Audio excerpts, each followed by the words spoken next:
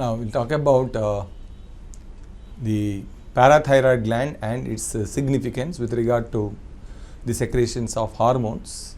The parathyroid gland in human being, there are two pairs of parathyroids, two pairs of parathyroids on thyroid gland. Okay, a pair of parathyroids is present on each thyroid gland. There are two pairs of parathyroids on thyroid gland. The parathyroid gland is supposed to be the smallest endocrine gland. The largest is thyroid, happens to be the largest, and the smallest is parathyroid gland, because each gland, parathyroid gland, is hardly about 0.2 to 0.3 milligrams in size. Now the hormone secreting cells of parathyroid are called chief cells. The hormone secreting cells of parathyroid are called chief cells. They secrete a hormone called parathormone. They secrete a hormone called parathormone and another hormone called calcitonin.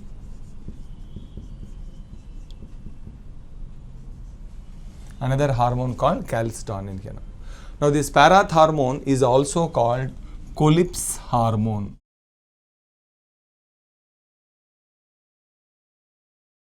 Parathormone is also called Colip's. That is important. AFMC, JIPMAR, AIMS, AEPMT point of view, it is also called Colip's hormone. Now the parathormone is hypercalcemic hormone.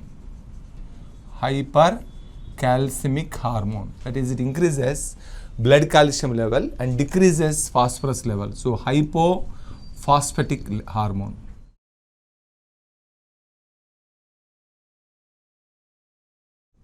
Hypophosphatic hormone and hypercalcemic hormone here. Now how does this parathormone increase blood calcium level? Now the parathormone here now, nearly from 2 to 3 sources now, it mobilizes calcium and thereby increases blood calcium level. Number 1, it stimulates the nephrons to reabsorb calcium from the outgoing urine.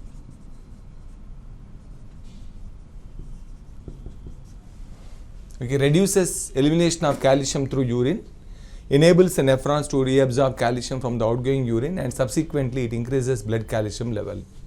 Number 2, it activates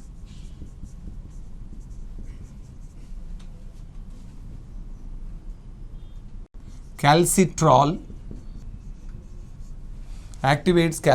which is the active form of vitamin D.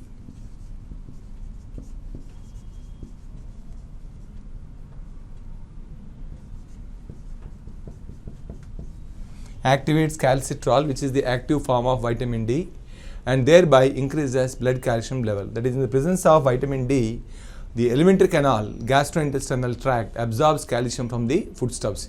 So unless there is vitamin D, alimentary canal cannot absorb calcium here now. So in the presence of calcitrol, which is the active form of vitamin D, the gut absorbs calcium from the foodstuffs. The next, number 3, it activates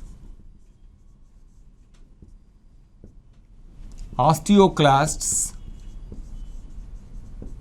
of bone. Activates osteoclasts of the bone and thereby mobilizes blood calcium level.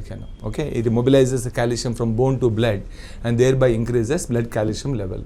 So from 3 sources it gets calcium from the human body here now. Number 1 from the nephron, number 2 from alimentary canal, and number 3 from the bones by activating the osteoclasts. Hence it is called hypercalcemic hormone here. Whereas this calcitonin, along with thyrocalcitonin, you have learnt already, it is secreted by parafollicular cells of the thyroid here now. So thyrocalcitonin and calcitonin, both of them put together, they decrease blood calcium level here. They decrease blood calcium level. That's why both of them are called hypocalcemic hormone, whereas parathormone is called hypercalcemic hormone here now. Now this hormonal, now deficiency of parathormone, we'll talk about the disorders that crop up due to hypersecretion and hyposecretion here now. Deficiency of parathormone results in a disorder called parathyroid tetany.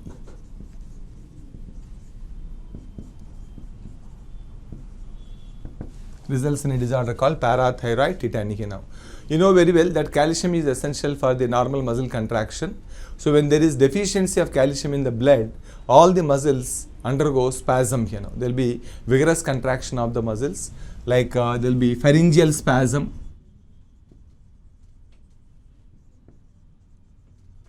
carpopedal spasm,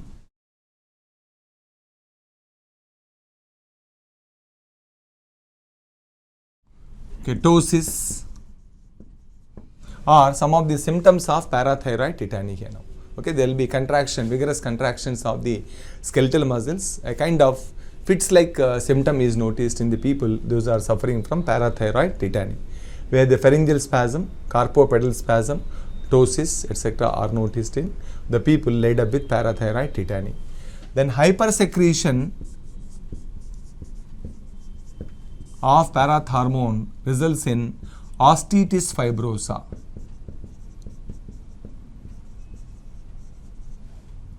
Results in osteitis, disorder called osteitis fibrosa. It is also called Rickling-Van Huysen's disorder.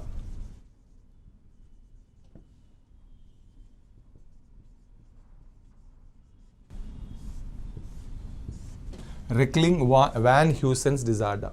Osteitis fibrosa is also called Rickling-Van Huysen's disorder, hypersecretion. The symptoms of osteitis fibrosa are referred to as bones, moans, groans,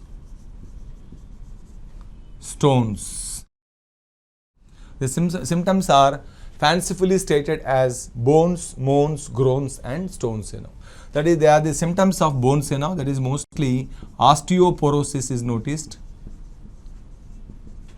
When there is excess amount of parathormone, it removes the entire calcium from the bone matrix by activating the osteoclast. As a result, there will be demineralization of the bones, which is called osteoporosis. Then moans, certain psychological disorders are also noticed.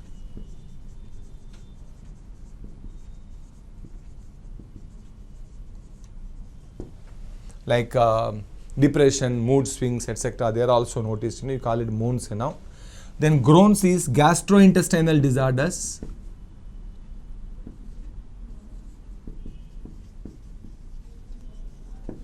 Gastrointestinal disorders like constipation, then abdominal pain, okay, indigestion, they are also noticed.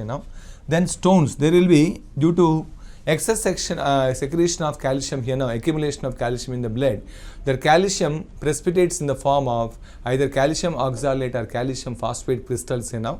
As a result of that, there may be renal calculi,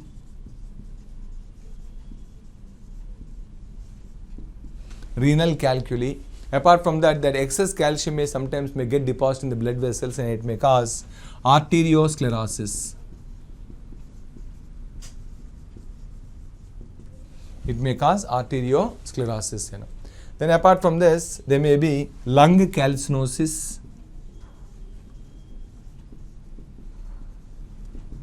Like that, the symptoms are referred to as bones, moans, groans and stones. That is osteitis fibrosa, Rickling-Van Huysen's disorder.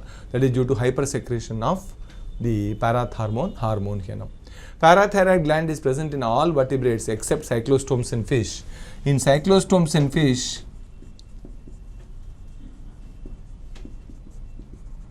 instead of parathyroid gland, they have got ultimobranchial gland, ultimobranchial gland is present in them to regulate calcium metabolism.